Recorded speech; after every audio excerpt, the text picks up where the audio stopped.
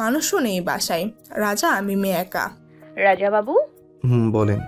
আমি ছাদে যাব। হেঁটে ওয়াশরুমে যেতে পারেন না, আর ছাদে যাবে? নিয়ে চলেন না। পারবেন না যেতে, জেদ করবেন না, চুপচাপ শুয়ে থাকুন। কোলে করে নিয়ে চলেন। আমার অত শক্তি নেই যে 44 কেজি মেয়েকে কোলে নিয়ে ছাদে যাব। এই 6 প্যাকগুলা কি কাজের জন্য বানিয়েছেন? সামান্য 44 কেজি ওঠানোর ক্ষমতা নেই তো। সেটা আপনাকে বলার প্রয়োজন মনে করছি না। আমারও শোনার দরকার নেই। আমাকে নিয়ে যাবেন কি যাবেন না বলেন। নেভার। যাবেন না? নো। সত্যি? ইয়া। মা আসুক আজ, বলে দিব সব। কেন আমার জ্বর এসছে। এমা না না, আমি কখন বললাম নিয়ে যাব না? এই তো গুড বয়। বাচ্চাদের মতো হাত বাড়িয়ে কোলে নিতে বলে। রাজা কোলে নিয়ে ছাদে নিয়ে চেয়ারে বসিয়ে দেয়। এই যে শুনছেন, হ্যাঁ বলেন। এক কাপ চা বানিয়ে আনেন না, মনটা খুব চা চা করছে। কি? আমি চা বানাবো? জানেন আমি কে? হ্যাঁ জানি, আমার হাব্বি। যাও সোনা, চা বানিয়ে নিয়ে আসো। পারবো না। আচ্ছা, উপায় আর রাখলেন না, মাকে বলতেই হবে। আচ্ছা আনছি। যাও যাও। রাজা কিচেনে গিয়ে কোনোভাবে চা বানিয়ে নিয়ে এসে জোরে মিমির সামনে টেবিলে রাখে। Thank you my dear husband. ওয়াক্টু, এটা চা নাকি নিম পাতার পানি? বিষ। থাক, আমার হাজবেন্ড বানিয়েছে, বিষ হলেও খেতে হবে। চুপচাপ খেয়ে নেয়, কিছুক্ষণ চুপচাপ থাকে। এই শুনছেন, আবার কি? আমার খুব ভুট্টা পোড়া খেতে মন চাচ্ছে। কি? এই অসময়ে আমি ভুট্টা কোথায় পাবো? আমি জানি, আমার মন চায় মানে চায়। আল্লাহ, কি একখান ওয়ান পিস কপালে জুটিয়ে দিয়েছো। জান বলছি। রাজা অসহায়ের মতো যেতে লাগলে মিমি ডাকে। শুনে আপনার প্রতি আমার মায়া জন্মে গেছে। থাক, এখন যেতে হবে না, এখন আমাকে রুমে নিয়ে চলুন, পরে যখন বলবো তখন যাবেন। রাজা মনে মনে খুশি হয়, মিমিকে নিয়ে গিয়ে রুমে বিছানায় শুয়ে দেয়। বলছিলাম কি, আমার তো প্রেম প্রেম পাচ্ছে। কি? প্রেম প্রেম পাচ্ছে। এই, আপনার কি খেয়ে দিয়ে কাজ নেই? সারাদিন বাজে বকেন। আমার ফোনটা দেন তো, ড্রেসিং টেবিলের পাশে আছে। রাজা মিমির ফোনটা নিয়ে বিছানায় ছুঁড়ে দেয়। মিমি কুড়িয়ে নিয়ে সোহাগকে কল দেয়। হ্যালো সোহাগ, মিমি, আমাকে কল দিয়েছো? ভাবতেই পারছি না। কেমন আছো তুমি? ভালো নেই, আজ তোমাকে দেখতে পাইনি। এলে না কেন? মিমি মনে মনে বলে। কি আদিক্ষেতা মেয়ে, পাগলা ছেলে একটা, পাত্তা দিতে না দিতেই মাথায় উঠে বসেছে। নেহাত রাজাকে জ্বালাবো তাই এসব করছি, তাছাড়া তোর মতো ছেলের মুখে আমি আসলে আমার অনেক জ্বর গো। রাজা উকি ঝুঁকি দিচ্ছে আর বিভিন্ন ধরনের শব্দ করে মিমির কথা বলা ডিস্টার্ব করছে। এসব দেখে মিমি ফোনটা লাউড স্পিকারে দেয়, যেন রাজা কথা শুনতে পায়। সে কি? কিভাবে? আর বলো না, এক রাক্ষস এসেছিল স্বপ্নে। রাজা রেগে মিমির দিকে তাকায়। সো স্যাড বেবি, আমি আসি দেখা করতে। না গো, বলেছে এটাই অনেক। রাজা নিজের শার্টের বোতাম না খুলে রেগে একটানে ছিঁড়ে ফেলে। মিমি সেটা দেখে ফোন কেটে দেয়। এদিকে সোহাগ কল দিয়ে যাচ্ছে। রাজা মিমির কাছে আস্তে আস্তে এসে মিমির ওপর বিছানায় আছোয়া হয়ে মিমির দুই পাশে হাত রাখে। মিমি ভয় পেয়ে যায়। রাজা রাগে তাকিয়ে মিমির মাথার নিচে থেকে ল্যাপটপ বের করে নিয়ে চলে যায়। মিমি অবাক হয়ে ভ্যাবাচ্যাকা খেয়ে তাকিয়ে বলে। এটা কি হলো? একটু পরই রাজার মা আসে। মিমির ঘরে এসে মিমির চিকেন ফ্রাই খাওয়ায়। রাজা এসে সেটা দেখে বলে। বাহ বাহ বাহ বাহ, মানুষ আর পাওনি। সব বাদ দিয়ে লেডি ঘোস্টকে মানুষের হাড্ডি খাওয়ানো শুরু করে দিয়েছো। কি বলছিস এসব? মা, যা দূর হ এখান থেকে। রাজা একটা সানগ্লাস পরে নীল রঙের একটা টি শার্ট পরে বের হতে যাবে, এমন সময় মিমি ডাকে। রাজা বাবু কি? শোনেন। বলেন, আমি শুনতে পাচ্ছি। কাছে আসেন। পারবো না। পিটুনি না খেতে চাইলে যা, বলছি শোন। রাজা মিমির কাছে আসে। মিমি থুথু করে মুখে থুথু ছিটিয়ে দেয়। এবার আর নজর লাগবে না, যান এবার। হোয়াট রাবিশ মম, দেখেছো? এই জন্য আমি আসতে চাইনি। আচ্ছা হয়েছে তো, তোর ভালোর জন্যই তো করলো। বোঝে না গো মা, বোঝে না। ইডিয়েট। চোখে চশমা পরে বের হয়ে যায়। রাজার মা রান্নাঘরে মিমির জন্য স্যুপ বানাতে যায়। রাজা আবার ফিরে আসে। আমার বাইকের চাবি কই? আমি বাইক নিয়ে ঘুরতে যাব তো, তাই লুকিয়ে রেখেছি। আমি কি করে জানবো? হ্যাঁ, রাজা এদিক ওদিক খুঁজে না পেয়ে উপায়হীনভাবে গাড়ি নিয়ে বের হয়ে যায়। একটা কফি হাউসে বসে আছে সব বন্ধুরা, 2জন মেয়ে আর 4জন ছেলে। রাজাও তাদের মধ্যে একজন। হুম, বাহ, ভালোই, জানালিও না। আমি নিজেই জানি না, আর তোদের কিভাবে জানাবো? তোর বউ জানে তো নাকি দুজনেই জানতাছিস না? মজা নিস না, বউ যে কি প্যারা আমি বুঝেছি, আর তোরা তো অনেক আগে থেকেই বুঝেছিস। কেন রে, বউ পাড়া দেয় নাকি? প্যারা মানে প্যারা, আমাকে রীতিমতো হাত করে নিয়েছে, যখন তখন ভয় দেখায়। না নেই, একদিন বাসায় এসে দেখে যাস তোরা। হঠাৎ রাজার ফোন বেজে উঠে সবাই রাজার ফোনের দিকে হা করে তাকিয়ে আছে। এই রাজা, এই রেডিওটা কে রে? কে আবার? দিনরাত যে আমার মাথা খাচ্ছে, এমনিতেই পাচ্ছি কই। কি বললি? না কিছু না, আমাকে বের হতে হবে এক্ষুনি। রাজা বের হয়ে যায়, এসে গাড়িতে ধাক্কা দিয়ে ভাবে কি করবে। মেয়েটা বড্ড অবাধ্য আর বাচ্চা টাইপের, কিছু বলাও যায় না। রাগ করলে কষ্ট পেলে রাজারই খারাপ লাগে। এত ছোট মেয়েকে বিয়ে করা ঠিক হয়নি। এই চুড়ি নিবেন? চুড়ি? রাজা তাকিয়ে দেখে কাচের চুড়িওয়ালা। রাজা একগুচ্ছ টকটকে লাল রঙের কাচের চুড়ি কিনে বাড়ি ফেরে।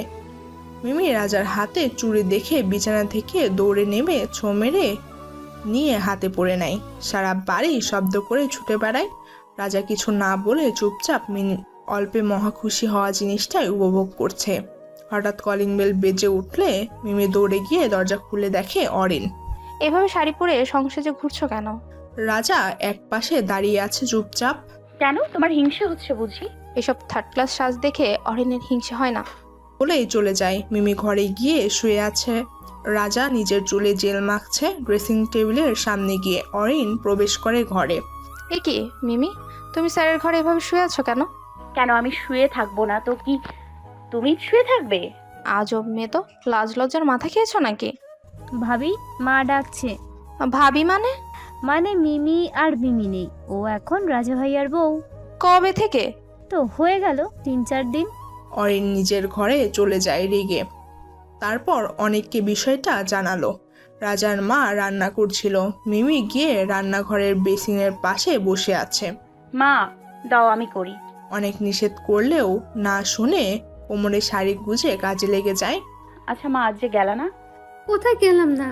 বাবার কাছে। রাজার মা অবাক হয়ে মিমির দিকে তাকিয়ে বলে, তুই সব জানিস? জানি। ওরে দুষ্টু মেরে। আর কে কে জানে বলো, তাহলে আমার লুকিয়ে রাখা সুবিধা হবে। তাছাড়া কখন বলে ফেলি ঠিক নেই। কেউ না, শুধু মানুষ জানে। বাবাকে নিয়ে আসো না কেন? রাজা বড্ড অভিমানী রে, ও মেনে নিবি না কিছুতেই। আচ্ছা মা, আমাকে দেখা করিয়ে দিবা? তুই সত্যি যাবি? সেই ছোটবেলায় বাবাকে হারিয়েছি, বাবা বলে ডাকার কেউ নাই তো। খুব ইচ্ছে করে বাবা ডাকটা নিজের মুখে শুনতে। আচ্ছা তাহলে কাল যাবো, এখন দুপুর হয়ে গেছে, বাইরে যেতে দিবে না রাজা। ওকে। মিমি টেবিলে খেতে দেয়। সবাই খাওয়া শুরু করে। মা তুমি বসে পড়ো। না রে মা, তুই বস, আমি পরে খাবো। মিমি রাজার মাকে টেনে বসিয়ে খাবার বেড়ে দেয়। রাজার মা নিজে খায় আর মিমিকে খাইয়ে দেয়। রাজা আজ প্লেটের খাবার শেষ করে আবার খাবার তুলে নিচ্ছে। দেখে সবাই অবাক হয়ে যায়। কিরে ভাইয়া, তো খাবার নষ্ট না করলে কি দিন যায় না? আর আজ এভাবে খাচ্ছিস যে? আজকের রান্নাটা এত দারুণ হয়েছে। সত্যি অ্যামেজিং। এটা সত্যি আম্মু, আজকের রান্নাটা অন্য একটা টেস্ট আছে। বুঝেছি, এবার আমাকে অবসর নিতে হবে। কাজের মেয়ের হেল্প নিয়ে রান্না করি বলে রান্নার বদনাম হয়ে গেছে। আর আজ একদিন মিমি রান্না করতে না করতেই নামের বন্যা বয়ে যাচ্ছে। রাজা থম মেরে গেছে আর মনে মনে ভাবছে, যতটা অপদার্থ ভেবেছিলাম ততটাও না। অরিন মুখ ভেঙচি দিয়ে খেয়ে উঠে যায়। সত্যি মিমির রান্না? লজ্জা লাগছে আমার। পরের দিন সকালে রাজার মা মিমকে নিয়ে সেই বাংলোতে যায়। মিমি গিয়েই আগে সেই দারোয়ান দাদুর কাছে যায়। ও দাদু, কেমন আছো? ভালো রে মা, তুই হঠাৎ এতদিন পরে এখানে, আর ভেতরে আসলি কি করে? আমি এখন এই বাংলোর মালিকের ছেলের বউ, সেই রাক্ষসের বউ। আল্লাহ তোর ভালো করুক মা। পরে দেখা হবে আবার। এখন আমি আমার শ্বশুর বুড়োকে দেখে আসি। রাজার মা মিমিকে নিয়ে বাংলোর ভেতরে যায়। মিমির মাথা ঘুরে যায় চারপাশে এত বিলাসবহুল জিনিসপত্র দেখে। এ কি গো, তোমার বর তো দেখে সাম্রাজ্য বানিয়েছে। রাজার মা মিমি বাংলো ঘুরিয়ে দেখাতে নিয়ে যায় রাজার বাবার ঘরে। মিমি রাজার বাবাকে দেখে মাত্র 100 ডিগ্রি রেগে গিয়ে ছুটে গিয়ে মাজায় হাত দিয়ে দাঁড়িয়ে বলে, এই যে সুন্দর বুড়ো, এবার পেয়েছি তোমাকে। আজ তোমার একদিন কি আমার একদিন, আজ তোমাকে আমি মেরেই ফেলবো। এ কি করছিস? কি করছি মানে? তুমি জানো এই বুড়ো কি করেছে?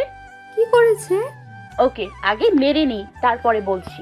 রাজার মা অনেক কষ্টে মিমিকে আটকে রেখে ঘটনা জানতে চায়।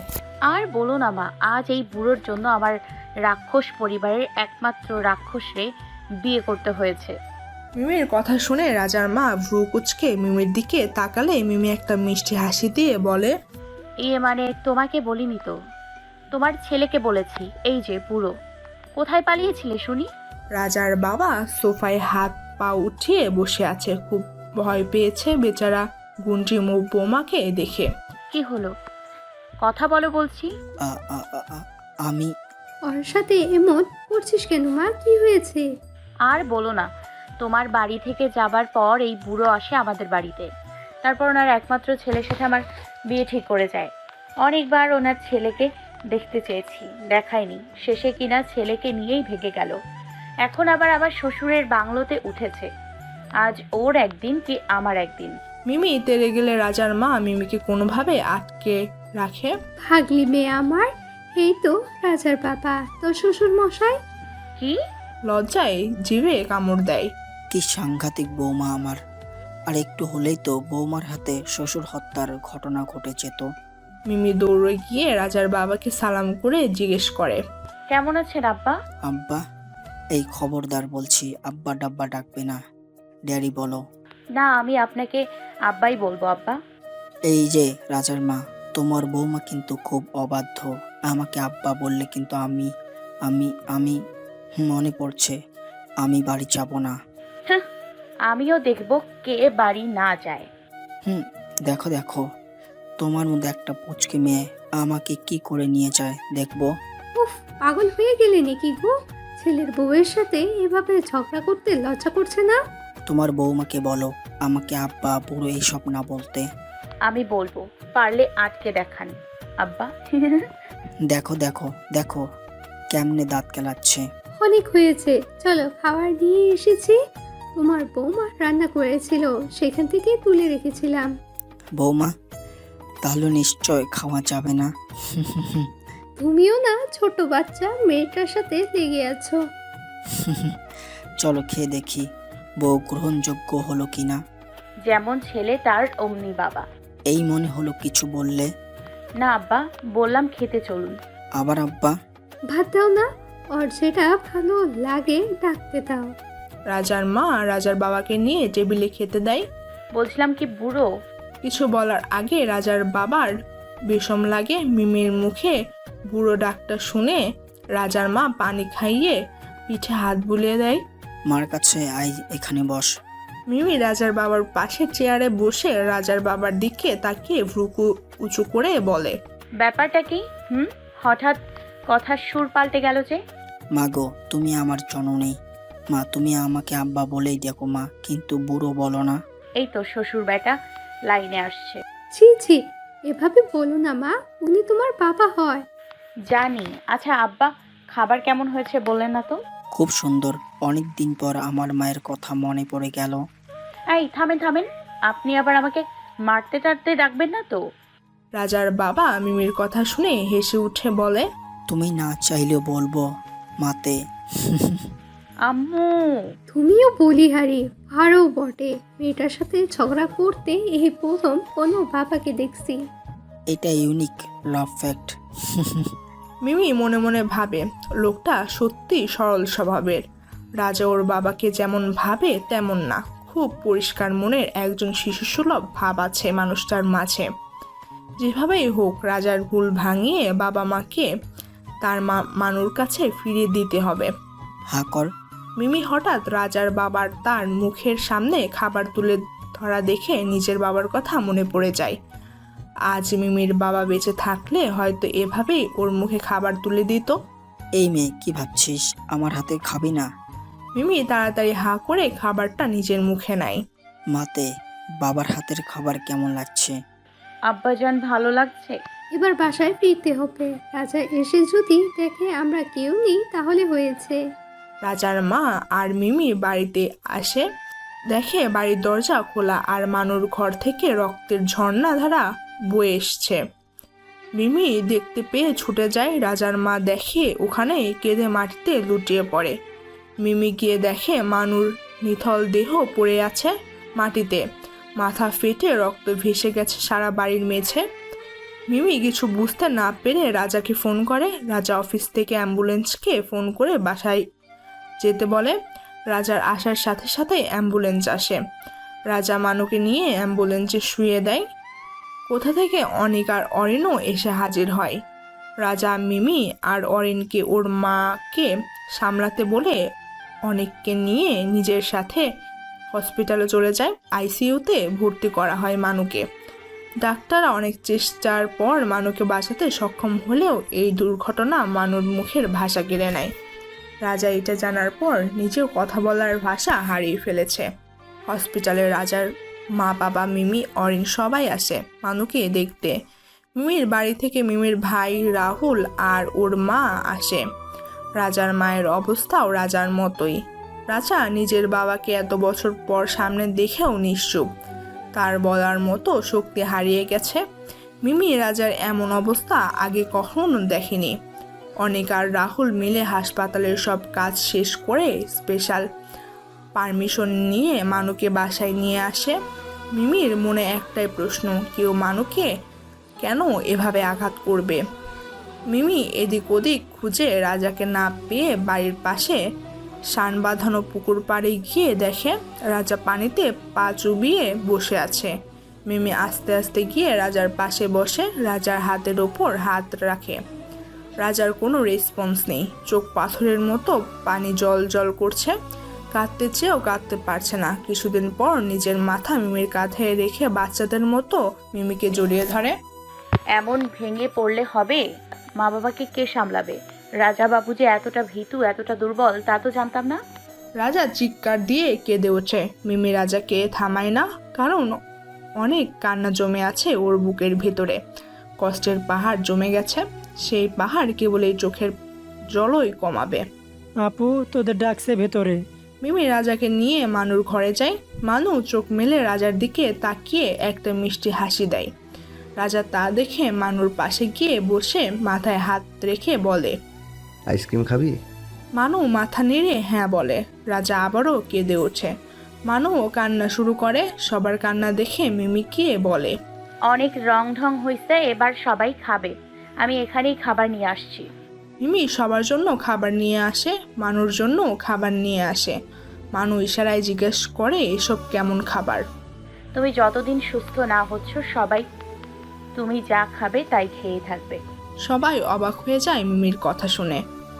রাজা মিমির কথা শুনে মনে মনে ভাবে, জীবনে নিশ্চয়ই এমন কিছু করেছিলাম যার জন্য আমি এমন একটা জীবনসাথী পেয়েছি। মানু খুব আনন্দের সাথে খাই। ওর কাছে ব্যাপারটা পিকনিক মনে হয়েছিল। রাত হয়ে আসলে সবাই নিজ নিজ রুমে ঘুমোতে যায়। মিমির ভাই মাও থেকে যায়। রাতে অরিনের রুমে সবাই থাকতে চাইলেও মিমি কাউকে রাখতে রাজি না হয়ে রাজা আর মিমি থাকে। রাত গভীর হলে রাজা মিমি ঘুমিয়ে পড়ে। মানু জেগে দেখে দুজনে দুজনার কাঁধে মাথা রেখে ঘুমায়। মানু মুচকি হেসে নিজেই পানি নেওয়ার চেষ্টা করলে কেউ একজন তার মুখের কাছে পানির গ্লাস এগিয়ে দেয়। মানু তাকে দেখে রাহুল। সেই ইশারায় রাহুলকে জিজ্ঞেস করে, এত রাতে এখানে কি? রাহুল কিছু না বলে কলম আর খাতা এগিয়ে দেয় মানুর দিকে। মানু দেখে সেখানে লেখা, ঘুম আসছিল না তাই তোমাকে দেখতে এসেছিলাম। এভাবেই অনেকক্ষণ লেখালেখি হলো পিএইচডি শেষ করে। রাহুল মানুকে ঘুম পাড়িয়ে দিয়ে চলে গেল নিজের ঘরে। সকালবেলা রাজার ফোনে একটা কল আসে। হ্যালো, কে? রাজা চৌধুরী স্পিকিং। স্যার, আমি হসপিটাল থেকে বলছি। 4 তলার 407 নম্বর কেবিনের সেই মেন্টাল পেশেন্ট আবারও খেপেছে। কিছুতে সামনে ওঠা যাচ্ছে না। কেন, এতদিন তো ভালোই ছিল। স্যার অরিন আপু থাকলেই কেবল উনি শান্ত থাকে। ওকে, আমি চেষ্টা করছি আসার জন্য, আর অরিনকে পাঠিয়ে দিচ্ছি। কি হয়েছে? একটা পেশেন্ট ছিল না যে তোমার মাথা ফাটিয়ে দিয়েছিল, ও খুব অদ্ভুত আচরণ করছে। হ্যাঁ, আমিও দেখেছিলাম। অরিনকে দেখলে কেমন যেন শান্ত হয়ে যায়। মেয়েটা যাই হোক কাজটা মন দিয়ে করে। মিমি মনে মনে ভাবে ব্যাপারটা একটু খতিয়ে দেখা দরকার।